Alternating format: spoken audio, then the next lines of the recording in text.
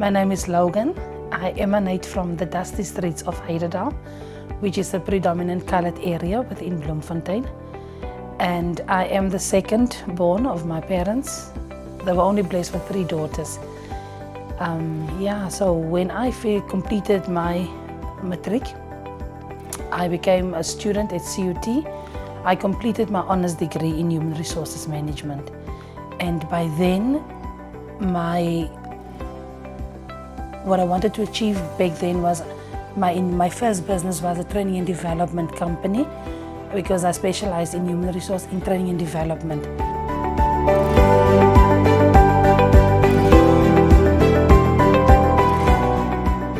My name is Logan Kruger. I am the founder and let's say the CEO of the Logan K Foundation. And Logan K Foundation was born to assist within the community. That was the main reason, to do it in a structured entity and to also access different resources from that entity. Now, the Logan K Foundation, there were many challenges. Firstly, I didn't have volunteers. I didn't have volunteers and I didn't have sponsorship of any kind. But what I've also realized was that my marketing was not on par. So we've worked on the marketing and we've done different projects and to speak to different needs within the community. And what I've realized is that people wanted to join hands. People saw the results of what we were doing, and then people came together and said, Logan, let's become your volunteers.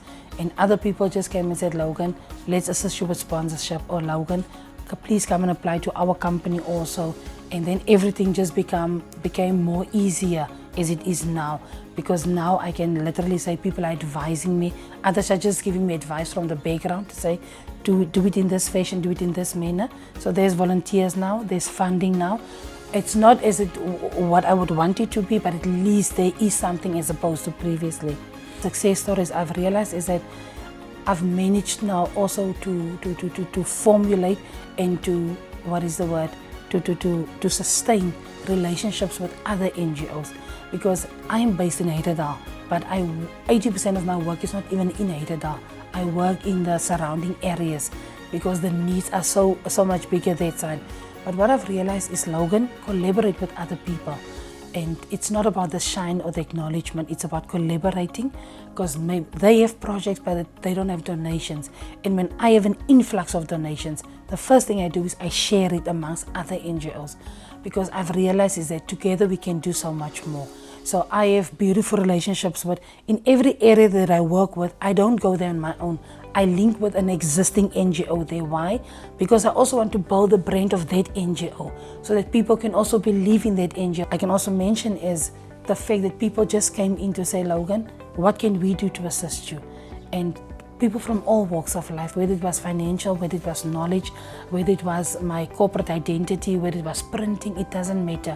People just came together and said, Logan, we want to assist. And that for me, because everyone asked me, but Logan, you are doing amazing things, what can we do? I said, no, just pay it forward. I don't want you to come back to me. And I always teach my beneficiaries, and this is an important thing, I always teach them to say, if Logan got you a sponsor, they bought you a pair of shoes. One day when you are financially stable, you must do it for your neighbor. Just check in your street who needs what. Please don't go far. Don't go and search for things. No, poverty is next to you. Wealth is next to you. Pain is next to you. Just be observant and say, I can afford to buy 1 extra pair of school shoes, and I'm going to do it for someone in my street. I'm just making an example. And that is the culture we want to come back, because this is where we come from. If I talk about us, I talk about from my colored community. This is how we were brought up, to say, what do we have? What can we share? How do we appreciate? How do we say thank you? That's all. Everything literally comes back to where we emanate from. Another thing we've also done was funerals for the poor. Now, people will tend to tell me, but Logan, if people are poor and they can't afford a funeral, you must teach them. They must have a funeral with no food. I said, no, I refuse, because this is part of our culture. It's within us. So I said, no, I'm not going to discourage people from not having food. But what I'm teaching them is, listen, there is no funeral policy. We can't slaughter a sheep. We can't slaughter But we can have chicken. We can do chicken curry. We can do something that can suit your budget, but we can still have a proper meal. But it's fine. You mourn over your loved one. I will go and I will ask on your behalf.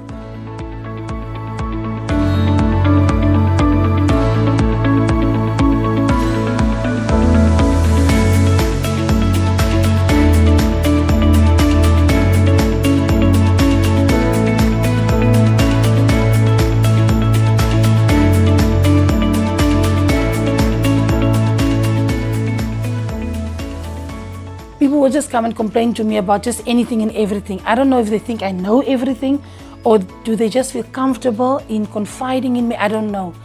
So in the past, I would try to resolve all these issues. And I said to myself, nope, I'm gonna burn out. Or I think I've burned out numerous times in any case. So what we are doing currently is I don't deal with issues. You come to me, you complain about your child, you complain about a rape case, molestation, parents abusing children, abusing the grants of grandparents, all these things. I just link, I go now to the relevant structures within Heidelberg, because we have beautiful structures. So I don't want to be a jack of all trades, no. I want to teach the community that if you have the social ill, let's go to the social workers. These are the social workers depending on where you stay in Heidelberg. So I teach my community now there are other structures in place, because some of them just think there's just the Logan. Whatever you're going through, just complain to Logan.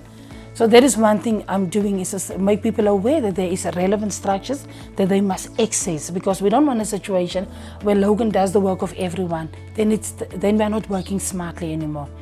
So that was the focus for the foundation. It was education on one side and it was funerals on the other side. Then lockdown happened, and that is what gave birth to Logan K Foundation venturing into a soup kitchen. And remember I said earlier on, an NGO is a business. A business, you adapt to the economic conditions currently. You don't come and tell me, no, but I have a passion for this and I must only stick to this. No.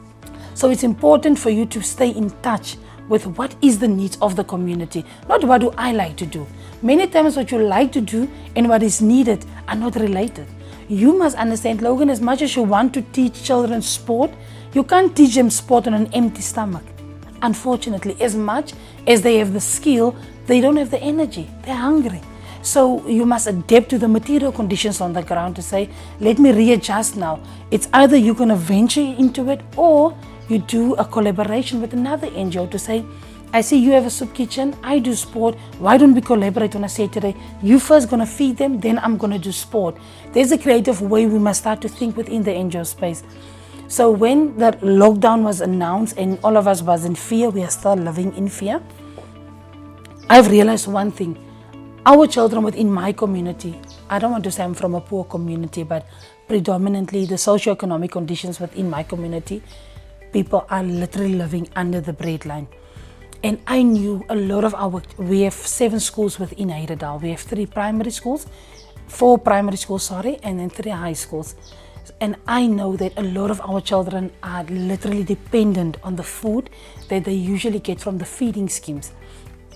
So if the schools are closed, logic dictates that where these kids gonna get food from now. And with lockdown, a lot of the adults within my community, we are not known for being, learned or in the literate or educational in that sense. So a lot of my people within my community are people that literally live from piece jobs in any case, or they work in the retail space or in the food industry, your Kentuckys and your chicken lickens and so on. So when the president announced that there's going to be a lockdown, everything came to a standstill. And one thing I said to myself, because everyone said to me, stay indoors, you can't go out, the risk. And I fully agreed with them. My challenge was, you can't tell my people to stay indoors. Yes, you can say it. It's not possible. If you are hungry, you can't stay indoors. You become restless. You need food. You are hungry. And also, it can also give birth to criminal activity, because people are so desperate for something that they are literally forced into criminal activity, not because, I'm not talking about the opportunists now, I'm talking about where the situation is so dire that you just have to do something. So that in a nutshell gave birth to the feeding scheme. And what is amazing, I can go on and on and on about the feeding scheme, but the feeding scheme back then, we thought back then, no, we're just going to start and we're just going to do it for 1 month. You know, we were still thinking that lockdown was just be 2 months, even 1 month for that matter, not even understanding everything in totality back then. So I thought, when I announced the feeding scheme, I thought, it's just going to be for 3 weeks, that's fine. Little did I know, up until as I'm speaking currently, I am still feeding. And I think lockdown's duration now is, I think we're on 120 days or 115 days of lockdown. Little did I know I will still be serving food. But like I said earlier on, what becomes imperative is that if the conditions changes, you must adapt. And you as an entity, you must serve the need of the community at that particular point in time. That's what we've done. And what is amazing is that God just gave me a team, a magnificent team. I have volunteers on the one side who literally goes with me onto the field, serve people, literally cook. My main chef is my father. So my father cooks this side. We have 2 gas stoves currently. He has his stove, I have mine, because we never reach consensus in terms of how to cook. We are forever competing. So my father cooks on this side and I cook on the other side. I have my volunteers.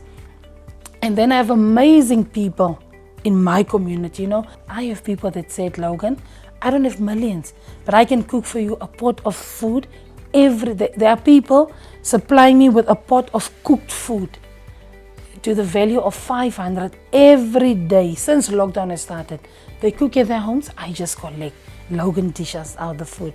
So it can never be right for me to take the credit of anything, because you must ask yourself, but Logan, someone asked me how much you spent on feeding a child. I did the costing, and we can feed a child. The smallest amount would be 7 rand per child, and then if we go flamboyant, we can reach up until 15 rand per child. Now, if I tell you I feed 300 kids per day, you can just make the calculations of how many thousands I would need to become sustainable and to supply the needs of these kids per day. We're talking about a daily rate. But what makes it possible is the fact that ordinary people from my community would come and say, Logan, we will donate the potatoes. No, Logan, we will do this. No, Logan, we will cook the food. No, we will give you money for gas. No, we will do this. And collectively, I'm just the project manager. Literally, I cannot even take the credit of everything. But what I've realized is that people will invest in a name that they trust. And this name was not built overnight. Hence, other NGOs are asking me today, but Logan, how do you get sponsorship and we don't?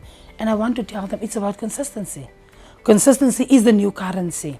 And I say to them that I'm getting it now. You are seeing, what you are seeing today is what I've invested over 18 years. 18 years where I thought, but maybe this is not my calling. Maybe I'm just in the wrong field. Little did I know it was not my time. And that is what life has taught me, as well as maturity, that you can have a business, you can have whatever you want to offer. If it is not your season, it is not your season. There's nothing wrong with you. You are not cursed. You don't need to slaughter a white chicken, as we would joke in my community. It's not just your season. And don't become anxious simply because your friend next door is currently enjoying their season. No, wait. But don't lose focus. But I would want to, wherever I come, let's impart and share knowledge, build each other, do great things together. So the success story for me currently is beautiful relationships with different NGOs, sharing knowledge, learning from each other, sharing donations, sharing resources. That's the one thing. The other thing is, if you see the change in the behavior of the children that are literally the beneficiaries of the food that you give, the toiletries, the clothes, the parents, you can even see even the parents, because parents become so despondent when they can't provide. But when someone else just comes and says, no, Ma, don't stress, I will assist with this, or I will get someone to pay the school fees, I will get someone to help you with this. So you just see the change in the behavior even from your beneficiaries' point of view.